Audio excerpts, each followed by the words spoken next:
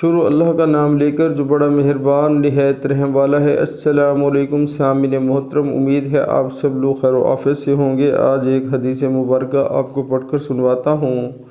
رسول اللہ صلی اللہ علیہ وآلہ وسلم نے فرمایا، جب آدمی ثواب کی نیت سے اپنے اہل و عیال پر خرچ کرے پس وہ بھی اس کے لیے صدقہ ہے۔ سبحان اللہ، سبحان اللہ۔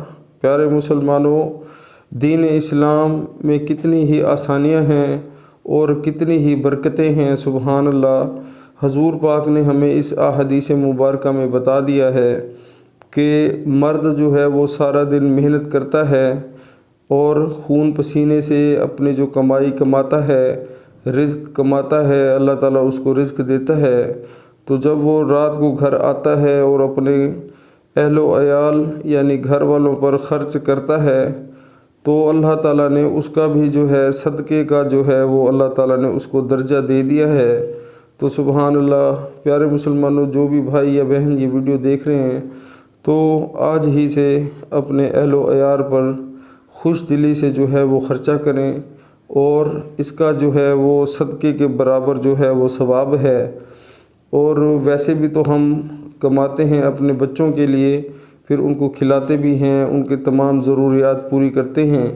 جب آپ دل میں یہ بھی اپنے سوچیں گے، جو کہ حقیقت ہے، اس احادیث میں لکھا ہوا ہے کہ یہ ایک یعنی کہ صدقے کا رتبہ اللہ تعالیٰ دیتا ہے خرچ کرنے پر۔ تو سبحان اللہ۔ دوستو، جب اپنے گھر میں آئیں السلام علیکم کہیں، اس کے بعد اپنے گھر والوں پر جب آپ خرچہ کریں گے تو سبحان اللہ اس کا ثواب بھی ملے گا، یہ صدقہ جاریہ بھی ہو جائے گا۔ لیکن اکثر لوگ ایسے ہیں کہ اپنے گھر والوں پر خرچ کرنے سے کتراتے ہیں اور بہت زیادہ کنجوسی دکھاتے ہیں۔ ضروریات کی جو چیزیں ہیں، ضرورت زندگی کی جو چیزیں ہیں، ان کو جو ہے وہ اپنے بچوں کو نہیں دلاتے پیسہ ہونے کے باوجود بھی۔ تو دوستو، ایسا مت کیا کریں اور اس کے بعد جو ہے خود بھی نماز پڑھیں اور اپنے بچوں کو بھی 5 وقت نماز کی تلقین کریں۔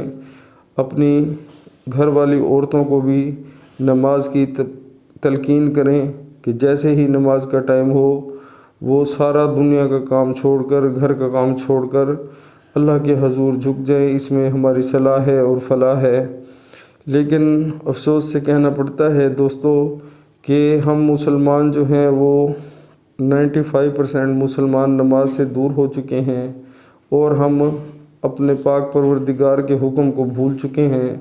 نماز جو ہے ہم چھوڑ دیتے ہیں، بہت سارے لوگ نماز سے دور ہوتے ہیں، تو یہ ایک بہت ہی برا عمل ہے۔ اللہ تعالیٰ کی ناراضگی ہوتی ہے اور ہم اپنی دنیا اور آخرت دونوں خراب کرتے ہیں۔ دوستو، جب ہم جوانی میں نماز نہیں پڑھیں گے تو جب ہم بوڑھے ہو جائیں گے تب ہمیں سجدہ بھی نصیب نہیں ہوگا، تو ایسی نماز کا کیا فائدہ۔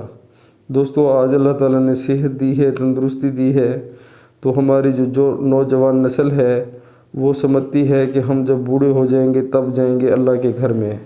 تو ایسی جو کانسیپٹ ہے ان سے ہماری نوجوان نسل کو بچنا چاہیے، کیونکہ ہمیں کوئی پتہ نہیں کہ کسی ٹائم بھی ہمارا بلاوا آ سکتا ہے، ہم اللہ تعالیٰ کے پاس جا سکتے ہیں، قبر میں جا سکتے ہیں۔ تو لہٰذا اس چیز کا خیال کریں، عمل کریں، بہت فائدہ ہوگا۔ السلام علیکم۔